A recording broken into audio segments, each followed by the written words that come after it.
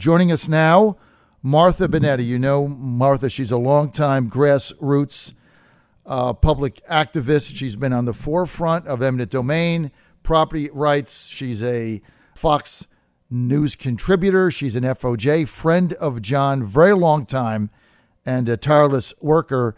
Martha, welcome. Hi, good morning, John. Great to have you with us. So you said you were going to come on my show and make a big announcement about the 5th District race. So is she in or is she out? Are you in or not? John, you know, I love Virginia with all my heart, and I consider the 5th to be family. I've fought many battles in the 5th against the bad guys, and this is a critical race. And as you know, I had no intention of running for any race after lots of thoughts and prayers going out from so many people from all over Virginia, and in particular the 5th, in the last 24, 48 hours. I have been given so much love and blessings from so many people that my heart right now at this moment is inclined to throw my hat in.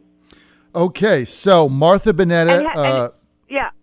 And having said that, I love Tom Garrett and Flana Garrett with all my heart, and of course the announcement was stunning, as you know, to me and to countless people throughout the 5th, throughout Virginia, throughout the country, and my heart is with Tom and Flana.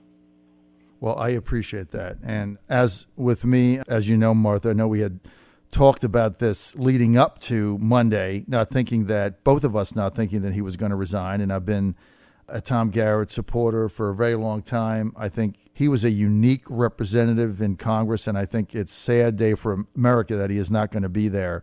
And I do wish him and Flana the best, and they have a child now, and he's also, as you know, lives right by me in D.C. He's my neighbor. I spend a lot of time with him personally and on the phone.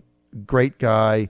Great father, great husband, and what happened to him and the hit job done on him is one of the most sickening things that I've ever seen. But I do wish him all the best, and he's going to be back. He's a good man. He is. Big shoes to fill. It takes courage to do what he did. It takes a lot of courage, and alcoholism and all of the stuff that they threw at him. The line of the Washington Post, the headline. Tom Garrett's legacy is that he's a great man. He was a great congressman, and he loves Virginia. He loves the 5th, and that's his legacy. All the other garbage that's thrown out there, that's not the legacy of this great man. It's that he was a great leader, and he served the people. He served his constituents well in the 5th. There's no doubt he did a fabulous job. But I tell you what, Martha, your running takes great courage, because I've got to tell you on the air and publicly, the Good Old Boy Network has tried to leverage you out for 24 hours. They don't want you in the race. They're scared to you. They can't control you. They can't tell you what to do. And so everybody is ganging up on you, basically say, get out of the race and back me. And my question is, why? Why would you do that? Well, I'll tell you, of those, there's only one person that's formally announced, and that's Denver Riggleman. And as you know, Denver Riggleman is a game changer. He's an outsider like me. He is a businessman. He's not a career politician. He's not part of the swamp. And it's not a secret that I love Denver like a brother. It's not a secret. Folks know that, and I have a lot of respect and admiration for him. And I wasn't expecting the overwhelming support to come my way. Had no intention of throwing my hat in, and right now that's where my heart is. And it's the kind of thing where at the end of the day, who do we want to lead? And that's somebody that is going to not sacrifice freedom and integrity at the altar of greed and power. As you know, we've seen it time and time again in Washington. The swamp is full of folks that are part of the establishment machine that want to drive out anyone who's not going to play by their games and their rules. And that happened with Tom, right? Tom wasn't willing to just keep the status quo. He's a fighter, and we need a fighter and somebody that is going to go into the 5th, crush the opposition, and not be apologetic about standing for the rights and freedom and integrity of the American people in the fighting 5th. Well, here's what I know about you, Martha. I know if you get to Congress, I know that you're going to back President Trump 100% on the key things that are going to move the country forward. And I know that you're going to do exactly what you say you're going to do, because that's been your history and your reputation, certainly your experience with me. This is a unique situation, Martha Boneta. You need 19 votes. That's it. This is not a campaign. There's no mailers. There's no email campaign. You're not out shaking hands, going door to door. You're not raising money. There's 36 people are going to decide this. You need to get 19 votes.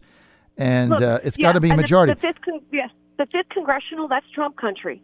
It's Trump country. These are hardworking Americans that love our country, that love Virginia, that love this president.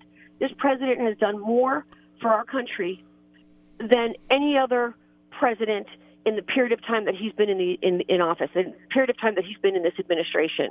He's done more for the pro-life movement. He's done more for American energy independence. He's done more for did you ever think you'd see North Korea and South Korea hugging and embracing and communicating the way they are? I mean, time and time again, this president has proven that he's delivering on his promises made, promises kept.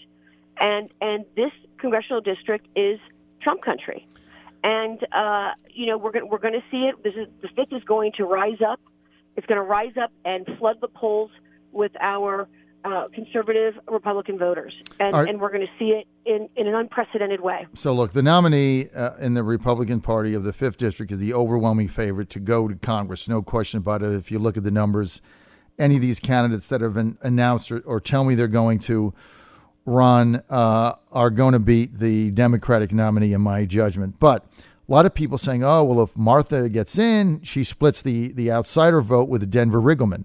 There is no vote to split. You need 19 votes. I mean, this is the thing. There is no split. So if you get 10 and Denver gets 10 and you get 12 and Denver gets 10 on the first ballot, one of you is going to have to drop out, and we'll see where it goes. But there is no, the people are thinking like this is a primary and 2 outsiders split the anti-establishment vote. That's not the way it works. You need 19 votes. You got 36 people. You need 19 of them to say, yes, we want you to be our congressional nominee.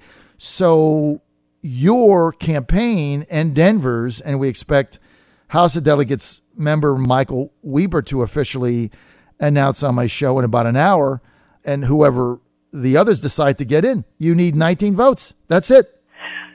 Right. And here's something to consider too. This race in the 5th, none of us expected it to be where we are today. None of us expected this day to come, right? We have our nominee, Tom Garrett, right? We're in a situation now where we need the most viable candidate that is going to crush the opposition and that is going to fight for the American people in the fighting 5th without apology, without hesitation. And, I know what it's like to be, as you know, to have the establishment on both sides of the aisle come after me. I know what that's like. I've taken those bullets. I've walked on that fire. I know what it's like to take the attacks.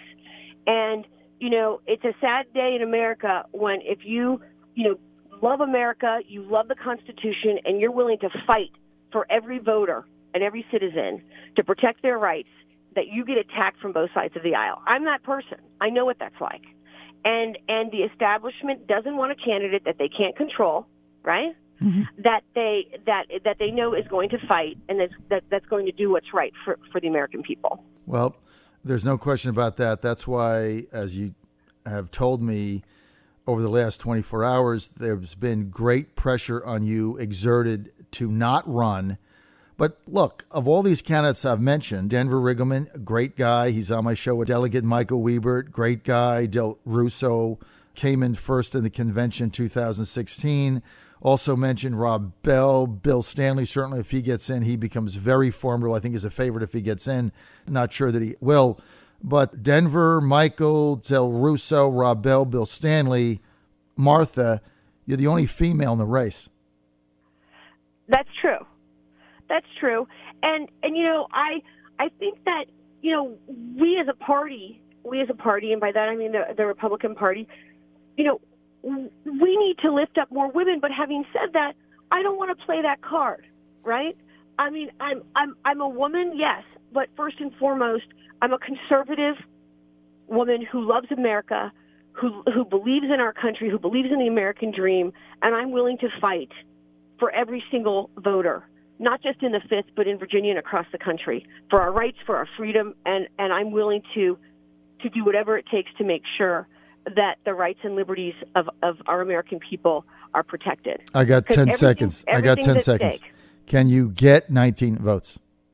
I consider the 5th to be family. I have known the voters in the 5th for a very long time, and they know my heart, they know my spirit, they know I'm a fighter, and they know I will never, ever fail them, and I will never, ever give up. Can you get 19 votes? I trust the chairman. I trust the committee in the 5th. I trust that they will make the right decision.